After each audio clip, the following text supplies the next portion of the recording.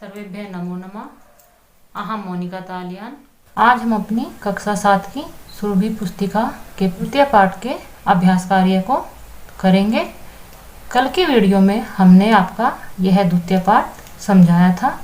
आप एक बार उस वीडियो को भी देख लीजिए, जिससे आपको अपना अभ्यास कार्य करने में बहुत ही सहायता मिलेगी। अभ्यास कार्य प्रश्न संख्या 1 देख लेते हैं। पाठम पठित्वा वदंतु लिखंतु च आम अथवा नहीं। पाठ को पढ़कर आपको बताने हैं और लिखने हैं आम अथवा नहीं। यह आपके जो प्रश्न दिए हुए हैं, इनको आपको पढ़ने और समझने के बाद यहाँ पर आपके आम अथवा नहीं लिखने हैं। यह कार्य मैंने आपका पहले ही किया हुआ है। आप अपने प्रश्नों की हिंदी देख लीजिए। किम छात्रः पठने अकुशलः आसीत्। क्या छात्र पढ़ने में अकुशल था? आम। किम छात्रस्य उपहासम अध्यापकः कुर्वन्ति स्म। क्या छात्र का उपहास अध्यापकगण करते थे? नहीं। किम गर्तः घटस्य अधः आसीत्। क्या गड्ढा घड़े के नीचे था? आम। किम गर्तः घट स्थापनेन अभवत्। क्या गड्ढा घड़े के रखने से हुआ था? आम। किम बालकः उपहासेन दुखी आसीत्। क्या बालक उपहास से दुखी था? आम। किम बालकः पठितुम न इच्छति स्म। क्या बालक पढ़ने के लिए इच्छित नहीं था? तो यह वाक्य आपका गलत है, तो इसके लिए आप लिखिए नहीं। किम छात्रः परीक्षायां सफलम अभवत्। क्या छात्र परीक्षा में सफल हुआ? आम। किम अभ्यासः परमो गुरु। क्या अभ्यास परम गुरु है या सबसे बड़ा गुरु है? तो यह आप जानते हैं आम। प्रश्न संख्या 2 देख लेते हैं। चित्रम दृष्ट्वा पाठात उपयुक्त पदानि चित्वा चित्राणाम अधा लिखंतु। चित्रम दृष्ट्वा, यह जो आपके चित्र दिए हुए हैं, इनको देखकर पाठात, पाठ से उपयुक्त पदानि, जो आपके यहाँ पर रिक्त स्थान दिए हुए हैं, इनमें आपको अपने पाठ से उपयुक्त पद चुनकर चित्राणाम अधा लिखंतु, इन चित्रों के नीचे आपको लिखने हैं। यहाँ पर देख लेते हैं। सह पुनः पुनः पाठम अपठत। यह मैंने आपका पुनः पुनः आपके वाक्य के अनुसार आपके पाठ से लिया है। सह पाठिनः तस्य उपहासम कुर्वन्ति स्म। यहाँ पर तस्य उपहासम, यह आपका पाठ से लिए हैं।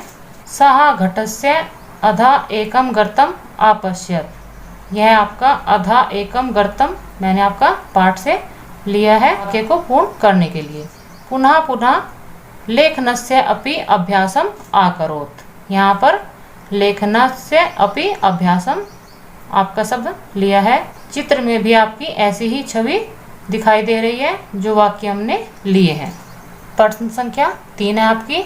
उचितम विपरीत पदम चित्वा लिखंतु। उचित विपरीत पद को, विपरीत पद होते हैं आपके विलोम शब्द, उनको आपको चुनकर लिखना है। यहाँ पर आपकी एक मंजूषा दी हुई है, उनमें से आपको इनके विपरीत पद चुनकर लिखने हैं। तो आप देख लीजिए। कुशलः, कुशलः का जो विपरीत पद है वह है आपका अकुशलः।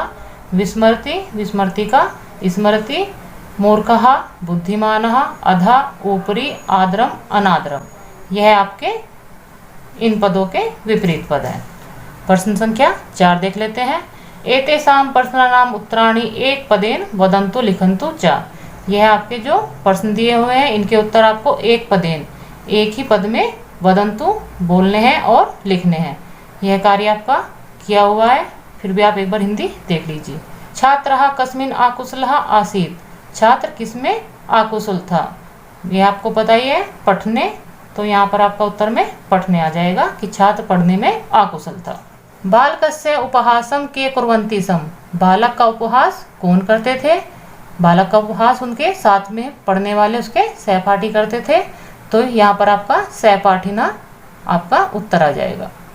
बालकः परीक्षायां कीदृशं स्थानं प्राप्तवान्। बालक परीक्षा में किसके समान स्थान प्राप्त करता है? तो ये आपका विशिष्टम, विशिष्ट स्थान प्राप्त करता है। बालकः मार्गे किम अपश्यत्। बालक मार्ग में क्या देखता है? तो बालक मार्ग में एक कुआं देखता है, तो आपका उत्तर होगा कूपम। घटस्य अधः किम आसीत्। घड़े के नीचे क्या था? तो घड़े के नीचे आपका गड्ढा था, तो आपका उत्तर होगा गर्तम। परम गुरु का आसीत्। परम गुरु कौन है?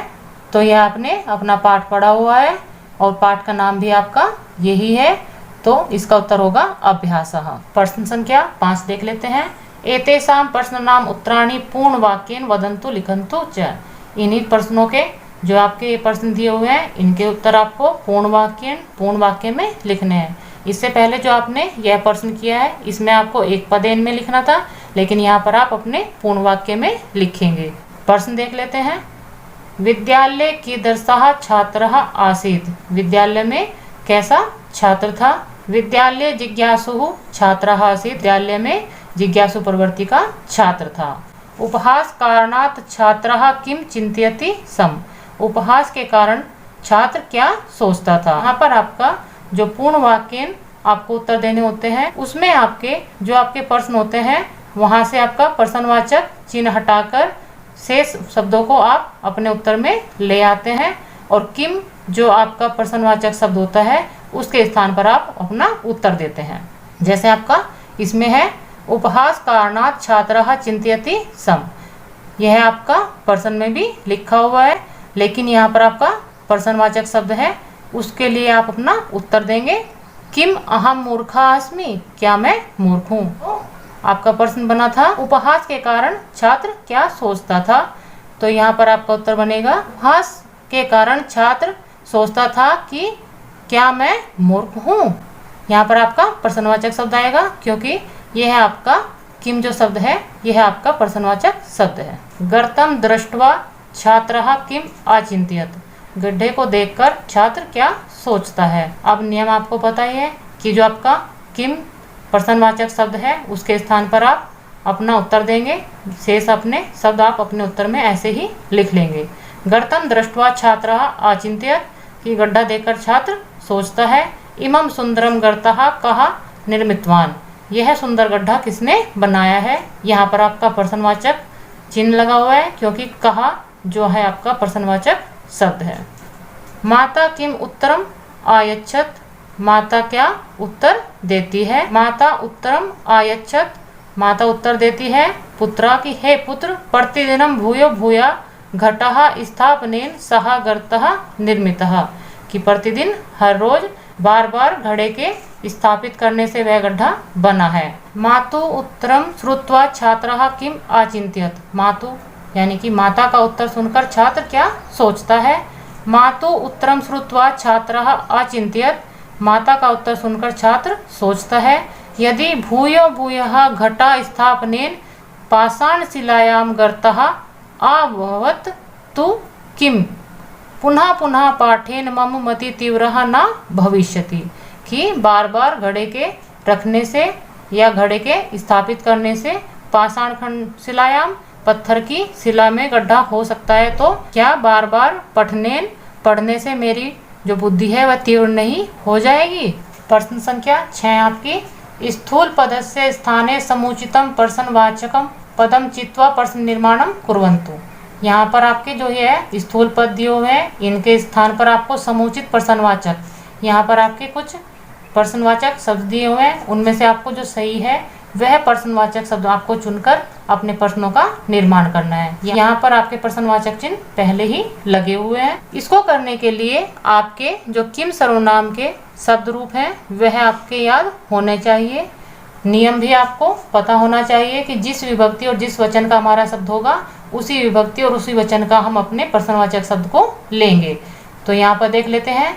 छात्रः मूर्खा आसीत्। छात्र मूर्ख था। तो छात्रः आपका पुल्लिंग का प्रथमा विभक्ति एक वचन का शब्द है, तो अपने इन शब्दों में से हम अपना पुल्लिंग का प्रथमा विभक्ति एक वचन का ही शब्द लेंगे तो वह आपका बनेगा कः। कः मूर्खा आसीत्। कौन मूर्ख था। छात्रः कोपम आपश्यत। यह आपका द्वितीय विभक्ति का शब्द है, तो हम इनमें से अपना द्वितीय विभक्ति का शब्द देख लेंगे। तो वाक्य बनेगा आपका छात्रः कम आपश्यत। छात्रः मातरम अपृच्छत। छात्र माता को पूछता है। तो मातरम आपका जो शब्द है यह है आपका स्त्रीलिंग का द्वितीय विभक्ति का शब्द है, तो यहाँ पर आप अपना स्त्रीलिंग द्वितीय विभक्ति का शब्द देख लेंगे तो वह आपका काम।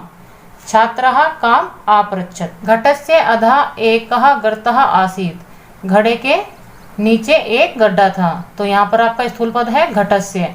घटस्य आपको पता है कि आपका षष्ठी विभक्ति का एक वचन का शब्द है, तो अपने किम सर्वनाम वाले शब्दों में से हम अपना षष्ठी विभक्ति एक वचन का शब्द लेंगे, वह है आपका है कस्य। कस्य अधा एकः गर्त आसीत्। उपहास कारणात् छात्रः दुखी आसीत्। उपहास कारणात् आपका पंचमी विभक्ति का शब्द है, तो अपना पंचमी विभक्ति का शब्द लेंगे, वह आपका कस्मात् होता है। तो वाक्य बनेगा आपका कस्मात् छात्रः दुखी आसीत्। बालकः विचारमग्नः अभवत्। बालक विचारमग्न था। बालकः आपका पुल्लिंग का प्रथम विभक्ति एक वचन का शब्द है, तो यहाँ पर आपका प्रथमा विभक्ति एक वचन का शब्द होगा आपका कहा। कहा विचारमग्नः अभवत्। इस प्रकार अपने प्रश्नवाचक प्रश्नों का निर्माण कर सकते हैं। इसके लिए आपको अपने किम सर्वनाम शब्द के रूप याद करने होंगे। उसकी वीडियो मैं आपकी पहले ही बना चुकी हूँ। आप मेरे चैनल की प्लेलिस्ट में इजी ट्रिक के नाम से जो संस्कृत व्याकरण है उसको आप देख सकते हैं। संख्या 7 है अधोलिखित वाक्यानि कथा कर्म अनुसारेण लिखन्तु। यहाँ पे जो ये आपके वाक्य लिखे हुए अपने कथा कर्म के अनुसार लिखना है। जो आपके पाठ में आए हुए क्रम है उससे आप अपने इन वाक्यों को लिखेंगे। यह कार्य आप स्वयं भी कर सकते हैं। आपकी सहायता के लिए मैंने आपका इधर कुछ चिन्ह बनाए हुए हैं, उनको आप देखकर यह वाक्य अपने कर सकते हैं। यहाँ पर आपके मूल्यांकन प्रश्न है। मूल्यांकन प्रश्न आपको स्वयं करने होते हैं। इसकी हिंदी आप समझ लीजिए, जिससे आपको करने में सहायता मिलेगी। भवन्तः पाठे अपठन् यत् पठने अकुशलः एकः बालकः पुनः पुनः पठनेन लेखनस्य च अभ्यासेन बुद्धिमाना अभवत्। यहाँ पर आपने भवन्तः आपने पाठे अपठन पाठ को पढ़ा है कि यत् जो पढ़ने अकुशला, इसमें पढ़ने में एक अकुशल बालक था, वह बार बार पाठ को पढ़कर और लेखन के अभ्यास से बुद्धिमान हो जाता है। परीक्षायाम च विशेष स्थानम अलभत। और परीक्षा में भी विशेष स्थान प्राप्त करता है। अधुना विचारयन्तु लिखन्तु च भवान भवती योग्यताम प्राप्तुम किम किम करोति। अधुना अब आपको विचार करके लिखना है कि आप भवान यहाँ पर पुल्लिंग के लिए और भवती आपका स्त्रीलिंग के प्रयोग हुआ है, तो भवान और भवती का अर्थ होता है आप। अब आप अपना विचार करके लिखिए कि अपनी योग्यता प्राप्त करने के लिए आप क्या क्या करेंगे। यह आपका गतिविधि प्रश्न है, इसको आप देख लीजिए।